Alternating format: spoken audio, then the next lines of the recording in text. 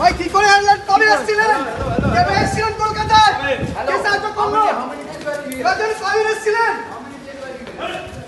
কবে এসেছিলেন? কবে এসেছিলেন ভাই? ওর পেছনে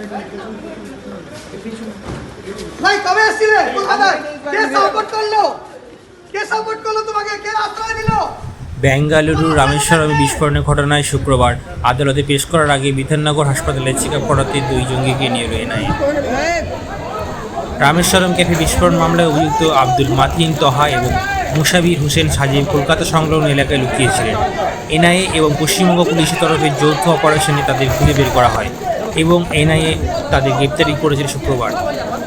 এই দুই অভিযুক্তকে শুক্রবার বিকেল 4টের সময় কলকাতার নগর দায়ের আদালতে পেশ করা হয়।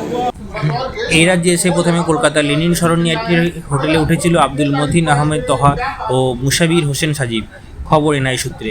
গত 1 মার্চ বেঙ্গালুরু ক্যাফেতে বিস্ফোরণের পর এই দুজনকে গরু খোঁজা খুঁজেছিল জাতীয় তদন্তকারী সংস্থার আধিকারিকরা। অবশেষে আজ পশ্চিমবঙ্গের জনপ্রিয় পর্যটন কেন্দ্র থেকে হদিশ মিলল তাদের। সূত্রের খবর, গত 13 মার্চ প্রথমে লেনিন সরণি হোটেলে উঠেছিল দুই সন্দেহভাজন আইএস জঙ্গি, কিন্তু মোট একদিনের জন্য কলকাতায় ছিল মুসাবির ও আব্দুল। তারপর গত 28 দিন ধরে বাংলায় ঘুরছিল দুজন। 2-3 দিন আগেই নিউ দীঘার হোটেলে ওঠে তারা। তদন্তকারী সংস্থা সূত্রের খবর, দার্জিলিংয়ে হোটেলে পর্যটক পরিচয় দিয়ে উঠেছিল দুই সন্দেহভাজন জঙ্গি। ভুয়ো ড্রাইভিং লাইসেন্স ও আধার কার্ড বানিয়ে ঘুরছে তারা। ভাই কবে এসেছিলেন কলকাতায়? কে সাপোর্ট করলো? কে সাপোর্ট করলো তোমাকে? কে আশ্রয় দিল? তোমার আশ্রয়দাতা কে?